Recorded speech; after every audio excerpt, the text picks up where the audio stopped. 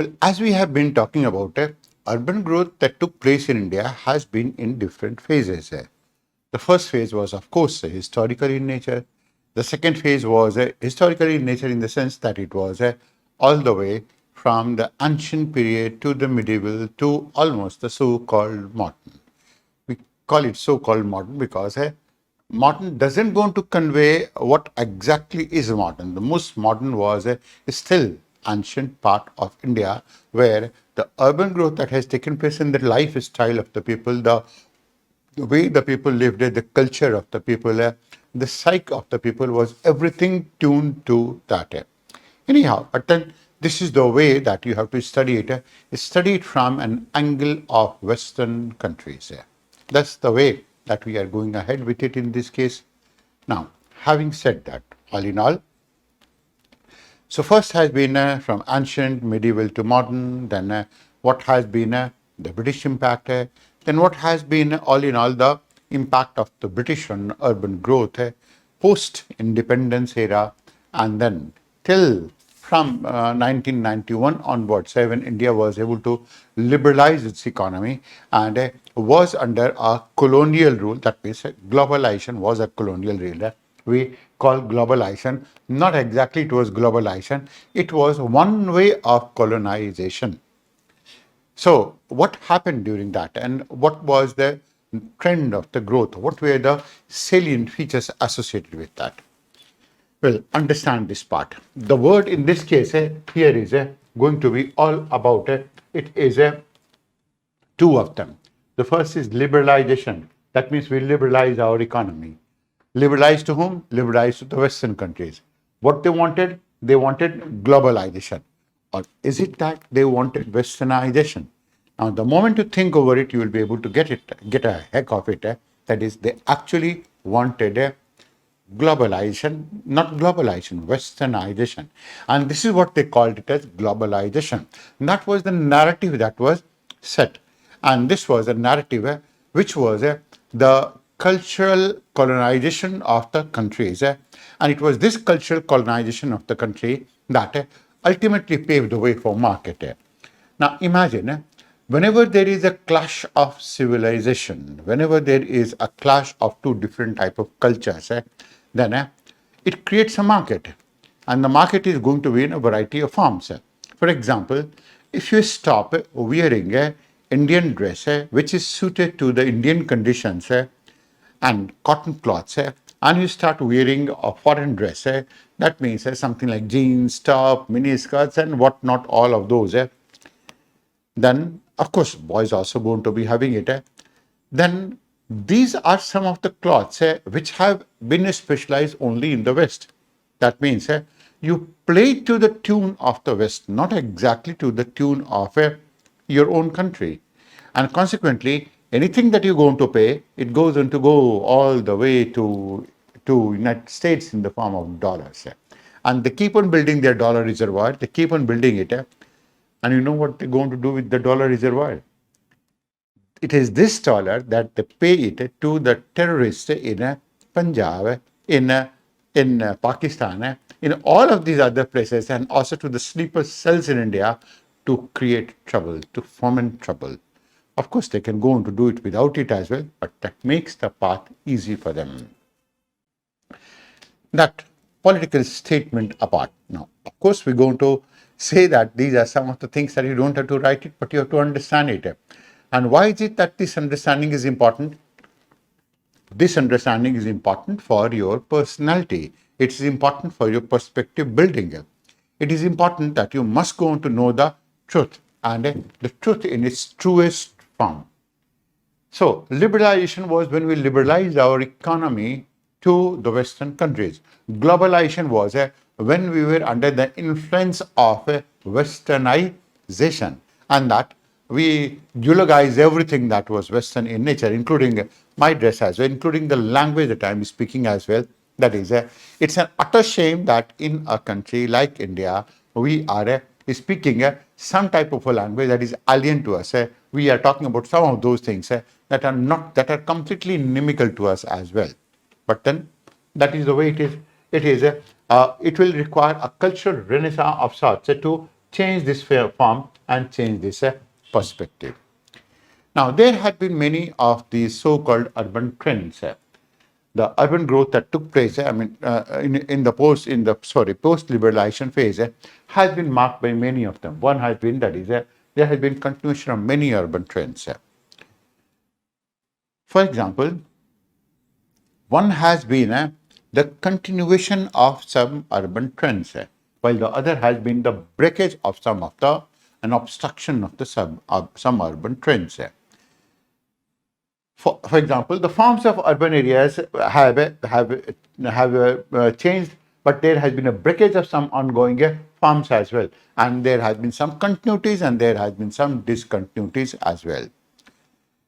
Now, what are these continuities? If you understand these continuities, you will go to find that these continuities are in the form of a faster growth of larger towns. They are one of them. That is a faster growth of some of the larger towns. Larger towns, anything that is going to be larger in India, and not only India, in this globalized world that keeps on growing larger, larger and larger. So forms of urban areas have continued, and the continuities have also increased, and that has been in the form of faster growth of larger towns, like, of course, some of these centers like that of Lucknow. Then metropolitanization has increased.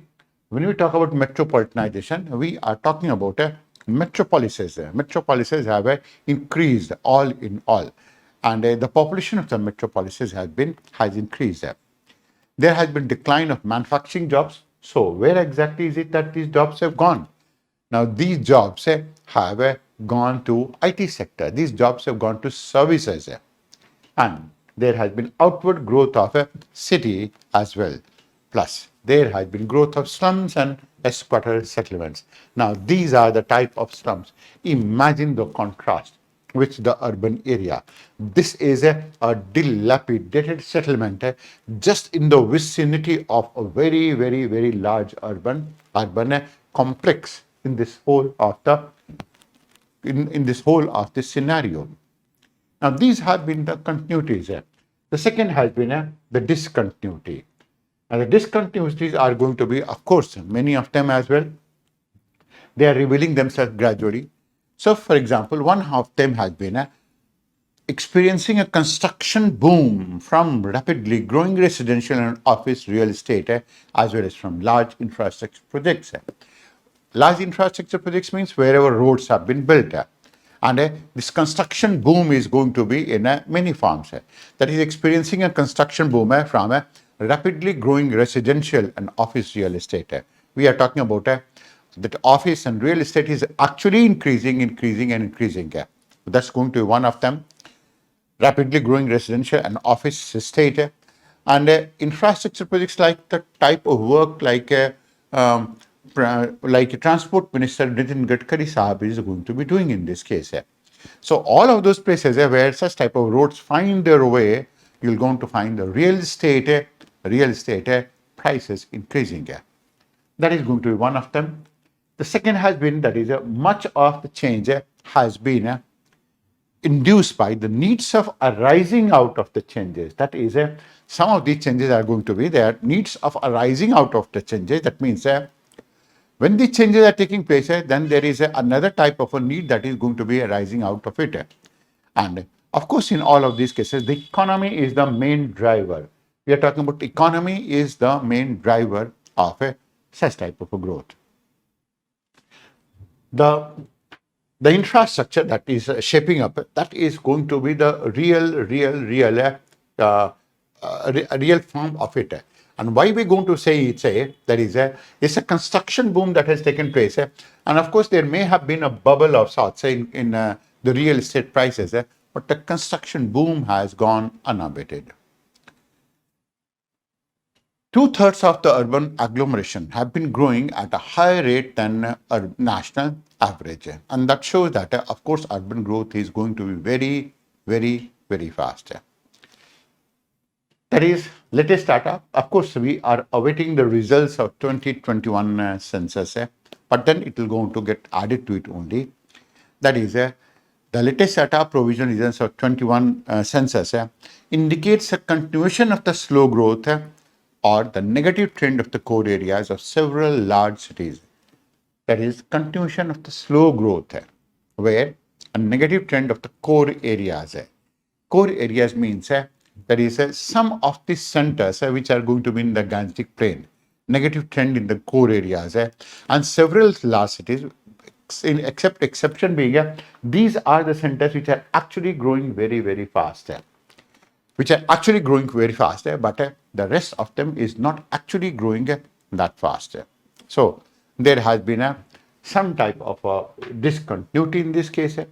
Other than that, of course, there has been many other aspects as well. For example, growing location, growing population has been one continuity. Economic restructuring and office location changes. Now, economic restructuring and office location changes has taken place in two phases, or rather three phases. The first has been when the globalization was rampant in the whole of the country. And when we say that it was rampant in the entire of the country, it basically means that you can go to have large multinational offices here and there of sorts. And office restructuring was that is people used to go to office, they used to come from it, go, come. That has been one. Most of these locational changes in office have taken place near to the residential area to avoid any type of a problem associated with the commuting of the people.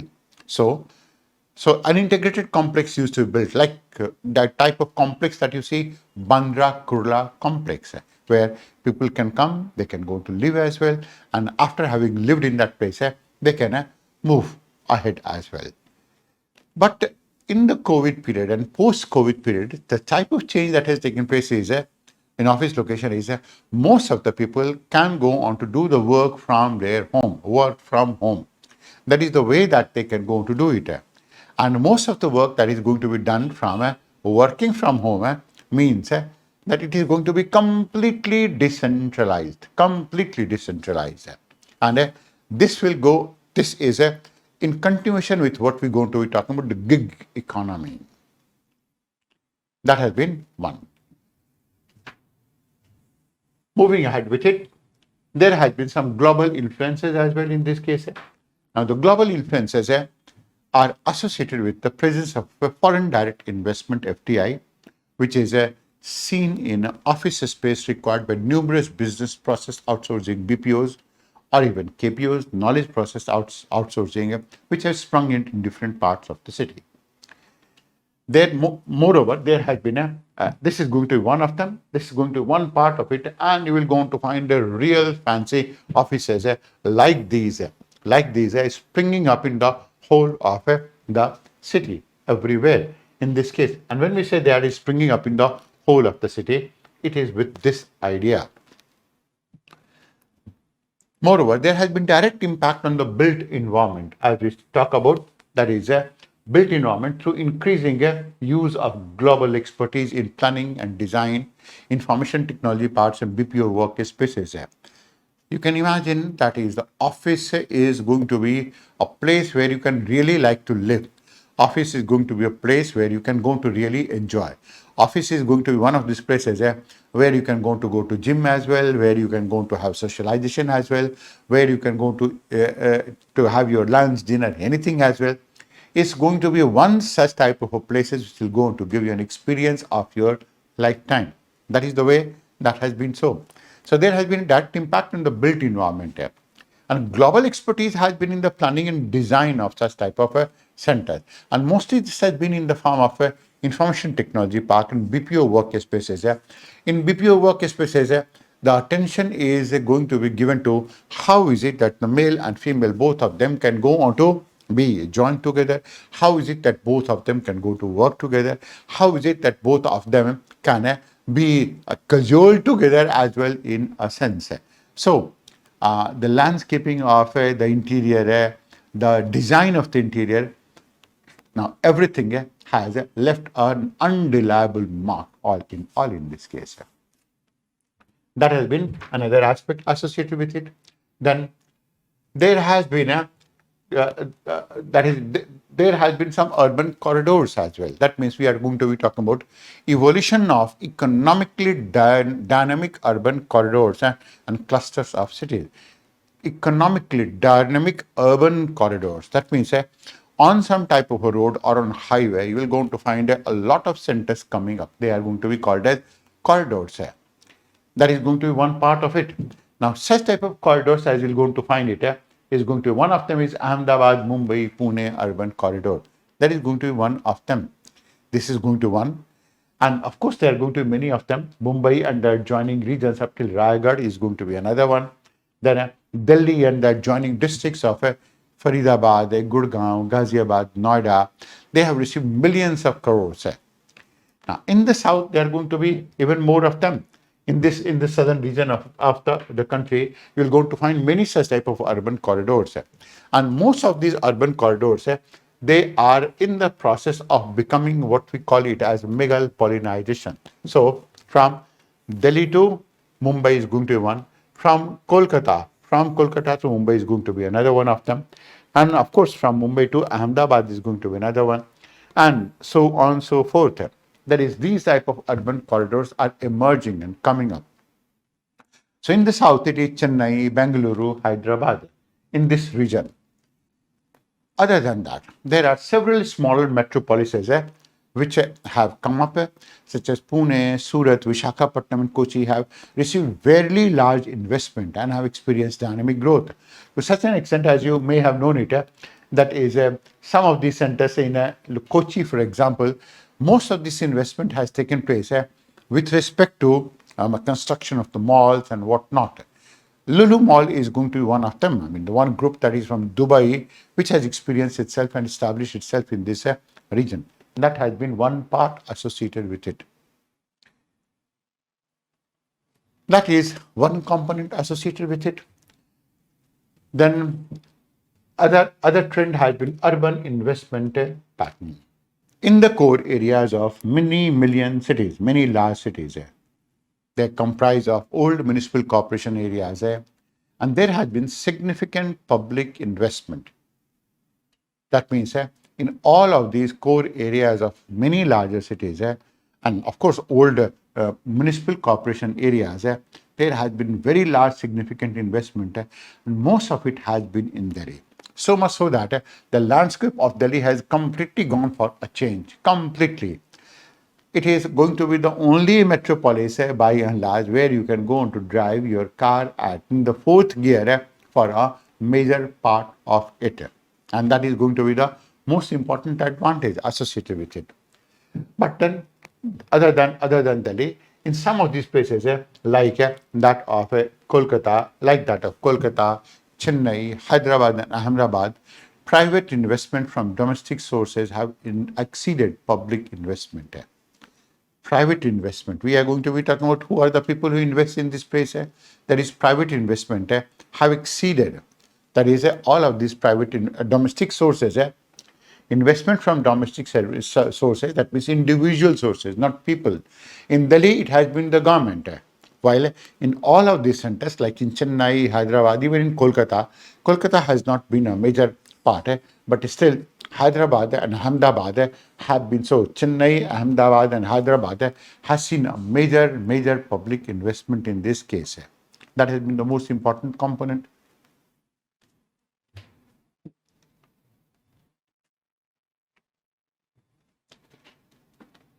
Then the spatial patterns of FDI, that means a spatial pattern is associated with how is it that the FDI is distributed. Distributed in the sense that means throughout the whole of the country, where FDI is high or not. That is, this pattern used to be, of course, this pattern has undergone a good amount of a change.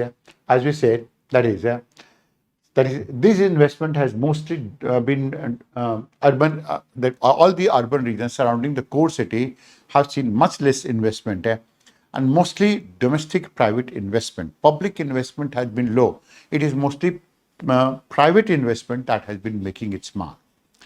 The pattern is very different in Bangalore, in Hyderabad, where the surrounding districts have seen state government investments, and state government has been trying to make it better and better. But FDI has not been a major contributor to urban projects in many years of sorts. You can say last 15 years or 20 years or 30 years or 40 years of sorts. It has not been a major part. With respect to FDI, I mean, a lot of things are not going to be relevant as we are going to be talking about. But a good number of these things, like what we are going to be talking about, in all of these cases, happen to be generally associated with metropolitan cities. So FDI has been low in metropolitan cities of the central region and north central region, except Lucknow. This has been the most important part, Lucknow, and this has been the basic reason that now Lucknow is being built to be having a state capital region like NCR, National Capital Region. So now you are going to be having a state capital region for Lucknow. It has been so significant, and in many cases Lucknow happens to be completely different and very, very different from that of Noida.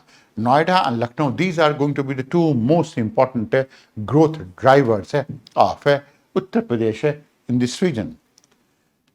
But overall,